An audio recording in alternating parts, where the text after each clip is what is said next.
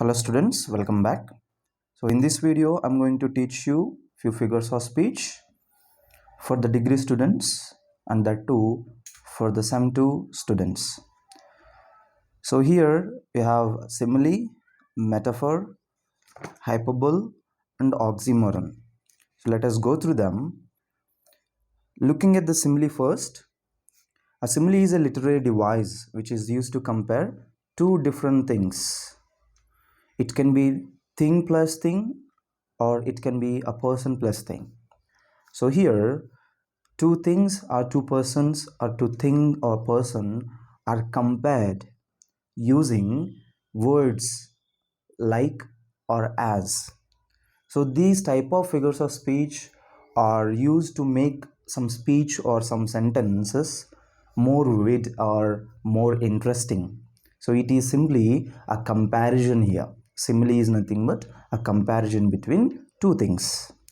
So look at the sentences. These are the sentences which are directly given in your textbook. So if you are using the textbook, which is English Made Easy by Orient Blackshon, you can find these sentences. So here, first sentence, his hair is as black as night.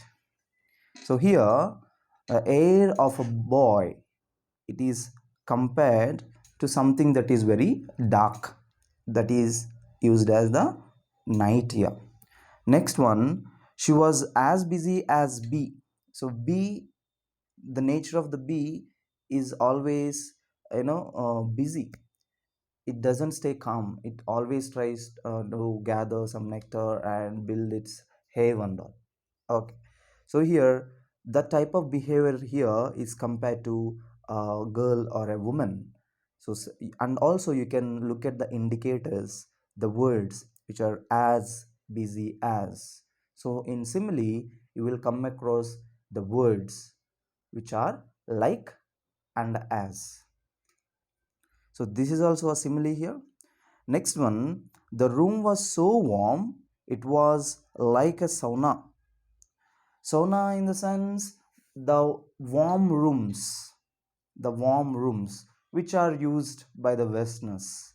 Okay, so here the room temperature, it was compared to that of a sauna, and here you can see the indicator, the comparative word which is like, used for the simile. Next one, she moves with such grace like a gazelle. Gazelle, it is just a small bird which moves very fast. Right. So here, the behavior of a girl or a woman is compared with a gazelle. And here in the comparison, we can also come across the word which is like, and it is again another simile, the comparison between a bird and a girl. Next, my love is like a red rose.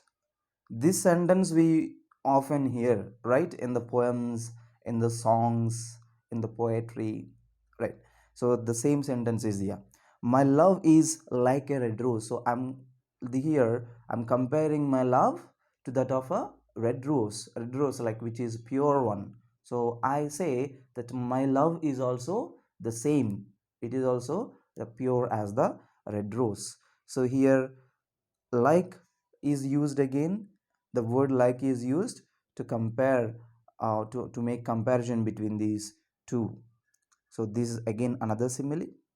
Next, the sounds made by the birds sounded very much like a bell or our bells. No problem if it is singular or plural. So here the sound which are made by those birds which are outside the house are just sounding very much like our bells which are inside our home. So here the sound of the bells is compared to the sound of the birds, the chirping of the birds. And here you have the comparative word which is like. So since it is comparison, this is another simile. Next one, his hair is as black as coal, just like the first sentence. This is also same. So how does the coal look? Very dark, very black. So his hair is also the same, as black as coal.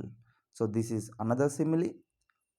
Next, she is as brave as lion. Her brevity is compared with the brevity of the lion.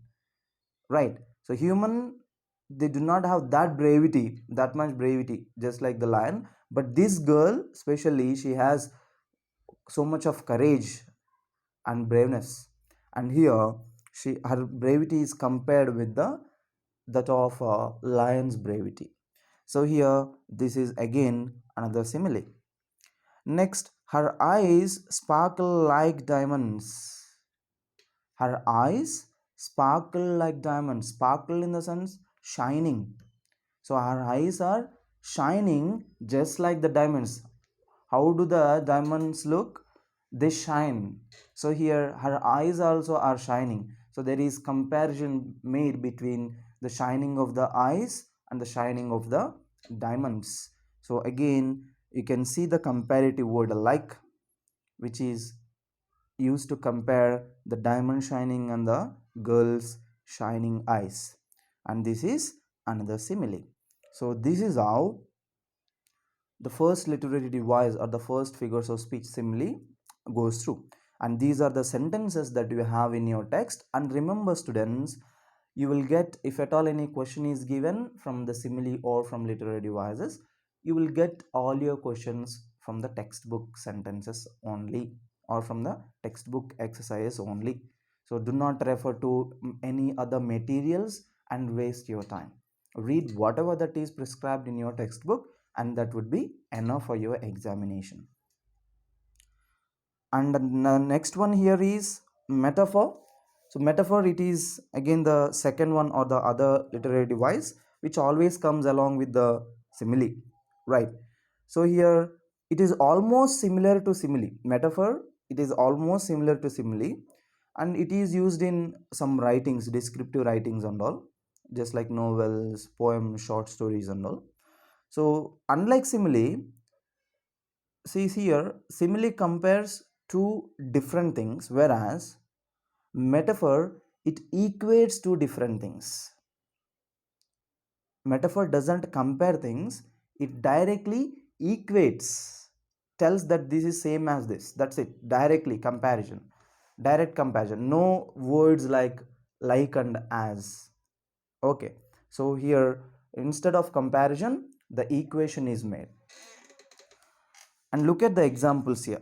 First one, the city is a concrete jungle. The city is a concrete jungle. See, the city can never be a jungle or never be a concrete jungle. But here in the figures of speech, it says that the city is full of the buildings. It is full of the buildings. So since it is full of buildings, it is called as concrete jungle, right? So here the city is equated with that of a concrete jungle. It is not compared. So here this is a metaphor. Next,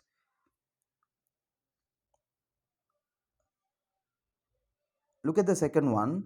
Not here, that is a clerical mistake. Her, okay, her words were poison. Her words were poison in the sense here equating the bad behavior of someone or some girl with that of a poison. Okay, so her words equate with the poison. No comparison again, right? So this is another metaphor here. Next, all the world is the stage. This is the sentence that is used by Shakespeare, right? So here again equating the world that we live in to that idea of a, being on a stage. Okay, so all the world is just like a stage. So here the equation made between the world, all the world, with that of a stage, and this is another metaphor. Next, you are the light of my house, or people also say you are the light of my life, come into my life. Okay, so you are the light of my life. So instead of saying you are like light of my life, I say you are light of my life. So here again, equation of two things are happening. Okay, you are compared to the light directly, you are directly equated to the light of my life. Got it? So here this is another metaphor. They were covered in a blanket of flowers. They were covered in a blanket of flowers. Those people, they were covered in a blanket of flowers, in the sense they were covered with some sort of happiness, not blanket of flowers. Blanket of flowers, in the sense a blanket, it must have all the flowers, it must be made with the flowers. That means they were covered with the happiness, right? So here that is another metaphor. Next one, London is a melting point. London is a melting point. Here again there is another clerical mistake, that is not point actually, that is a pot, melting pot. Okay, so melting pot in the sense a pot which continuously melts away. Okay, so London, which is one of the most important cities in the world, it is losing all its nature. It is losing all its nature, and it is also started to get so much of temperatures, right? So in that case you can use this word metaphor, which is London is a melting pot. Okay, so instead of saying London is like a melting pot, you can say London is a melting pot. Here you are equating melting pot with that of a London. This is another metaphor. Next one, the wheels of justice grind slow. Justice, it doesn't have any wheels and it doesn't grind anything. But here, the slow and steady, the slow judgment or the late judgments which are given usually by the all the justice and all the judiciary and all, that is compared to the wheels which grind slow. Okay, that are equated to the wheels which grind very slowly.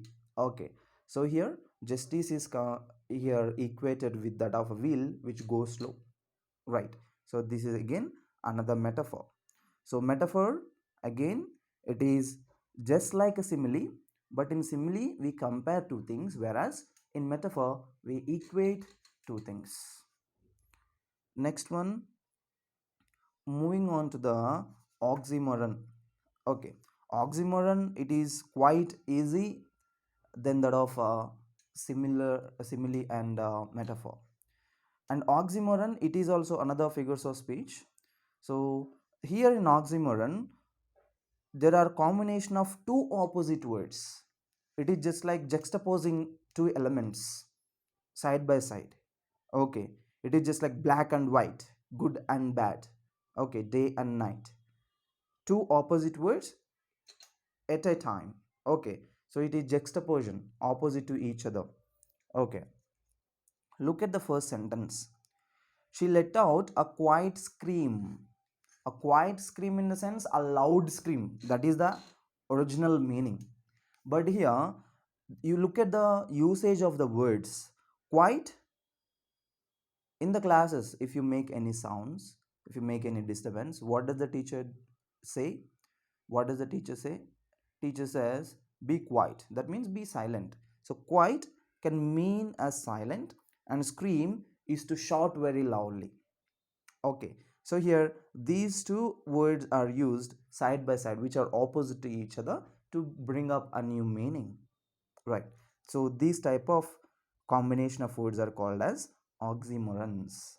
Next one, the design is composed of an irregular pattern. Irregular, which speaks about the things which are not regular, or if you just draw lines like frontward, backward, upward and downward, that is called as irregular. And what do you mean by pattern? Pattern in the sense lines which have only proper lines that like frontward or backward, systematic pattern. But irregular, which doesn't have systematic pattern, right?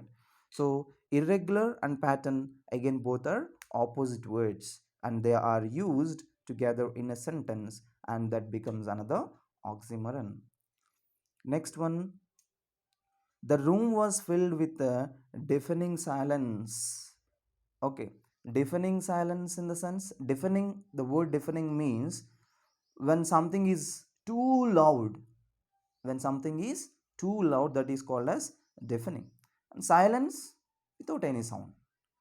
And here, the room was filled with deafening silence in the sense complete silence, pin drop silence. That is the meaning. And here, deafening and silence both are opposite to each other. That is another oxymoron. Next one, the clown was seriously funny. Seriously funny. Okay, seriously, which is the word serious, which is like angry or anguish. Okay, and funny, which is jovial. Okay, so here seriously funny in the sense it is obviously like completely funny. That is the meaning. So the clown was completely funny or fully funny. So here seriously funny again becomes oxymoron. Two opposite words are used to bring up a new meaning. Next one, you are clearly confused by the explanation. You are clearly confused. Clear, confused. Are you clear is one sentence. Are you confused is one sentence. Are you clear in the sense when you are clear, when you understood everything? Are you confused in the sense when you didn't understand anything? Right. But here you are clearly confused. That means you are completely confused. You didn't understand even a small sum or a little sum or even a single sum. You're completely confused with the topic or with the assignment or with the problems, right? So in this case you can use these type of combinations, and that is another oxymoron. Did you bring the original copy? When you go to Xerox shop, you say these are my originals, you give me 2 copies of this, right? But here in the examination branch, if you go there, they will ask you, did you bring your original copy? Original copy in the sense the original documents, that is the meaning. But in this sentence, two of them are used together. Original in the sense the proper one, the fixed one. A copy, the duplicates of that. So again they both are used together, and that becomes another oxymoron. Next one, she's deeply superficial. Deeply superficial in the sense like something on the layer, on above, on the surface, which is not so deep, not deeper inside, right? So here deeply speaks about the things which are like deeper into some surface, okay, deeper onto the some area. So she's deeply superficial in the sense she's like thinking about something only on the surface, not going deeper. Okay, she's completely dependent on the things which are only matters about things that matter about only on the superficial things, on the surface things. She doesn't think deeply. Next one, the dog is pretty ugly. You say if the little girl, some little girls, if they look, get ready very well, we say, wow, this little girl is very pretty. And if some dog like street dog comes to you with so much of dirt and all, you say it is ugly. So they are opposite to each other. Now you are speaking about you are speaking a different sentence, yeah, that is the dog is pretty ugly. Pretty ugly in the sense completely ugly. Instead of using ugly, you're adding some more word here, that is pretty ugly. Pretty ugly in the sense completely dirty. Okay, you won't even be able to stand beside that. Okay, that is all. So here this is another oxymoron. Our last topic here is hyperbole. So hyperbole, this is another figures of speech. So in this figures of speech, some exaggeration is used for emphasis or effect. Okay, so it is used for emphasis or effect. It is speaking about something in a like higher manner, which is not at all impossible. So it is actually spoken not to just persuade others, but only to give extra emphasis or extra effect to the sentence. Okay, look at the first one. The suitcase weighed a ton. The suitcase weighed a ton. You fill whatever you want in a suitcase, it won't really weigh a ton. But still, some people, when they are unable to carry, they say this sentence. See, the suitcase weighs a ton, I can't carry it. The intention there here is that it has so much of weight. Okay, so that person is unable to carry. So in that case, you can say this type of sentence: the suitcase weighed a ton or weighs a ton. So this is hyperbole. Next one: she is as skinny as a toothpick. She is as skinny as a toothpick. That means she is so thin, just like a toothpick.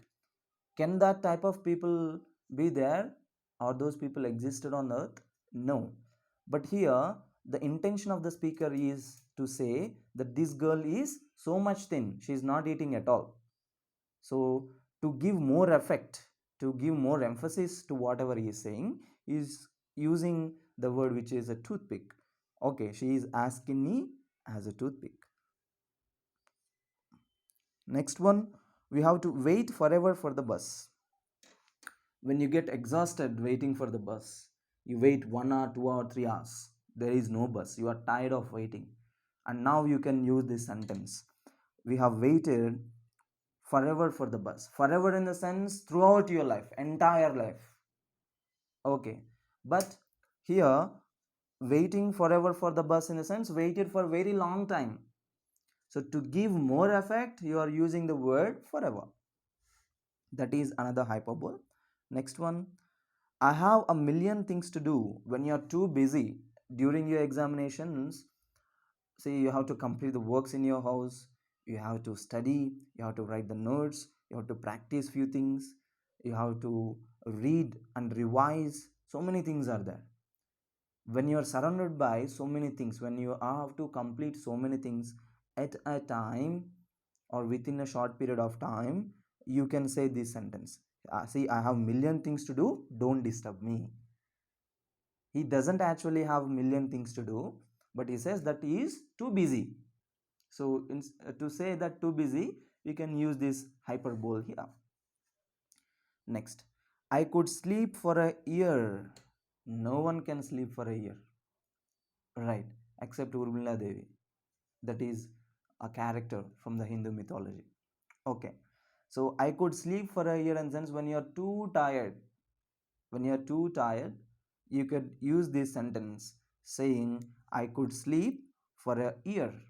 You don't actually sleep for a year, but you say that you're too tired and you will be sleeping for a very long time. You will take a long sleep. So that is another hyperbole. Next, it was the most amazing sight ever. See, sights in the sense situations, like the things that you see during your visits or during your vacations. You will come back and you will say to your friends that it was most amazing sight ever I had seen. But this is only for you. Okay, only you have experienced that sight, and only you have mentioned it as the most amazing sight that is ever. But this is an hyperbole where actually that may not be the most amazing sight, may not be the only most amazing sight. There might be some other also, but for you, since you have experienced it very well, since you have enjoyed it very well, you give some more effect when you narrate that. So that is another hyperbole. Next one: I'm so hungry I could eat a horse. Though you are hungry, you won't eat a horse. Even if you starve for a whole day or 2 days, 1 week, if I bring a horse to you and if I say eat this, will you eat it? No. So here it is again another hyperbole, again another figures of speech. So here You mean to say that you will eat anything that you give, that you are given. You will eat anything. Okay, you are so hungry, so that is another hyperbole. Next one, I have told you 100 times to wash the dishes. If you don't do work in your house, your mother says, see, I have told you 100 times. Your mother, she doesn't say 100 times actually, but when your father comes, she will inform to your father, see, I have told her to wash the dishes for 100 times, but she did not wash. So here, to give more effect or to give more emphasis to whatever they say, they use this sentence here, 100 times. Okay, this is again another hyperbole. Okay, students. So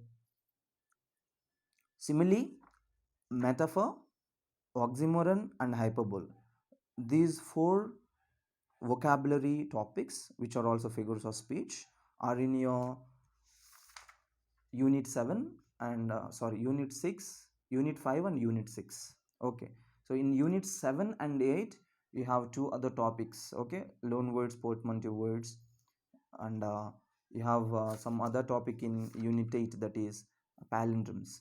So that two topics I will make it in the next video. Thank you.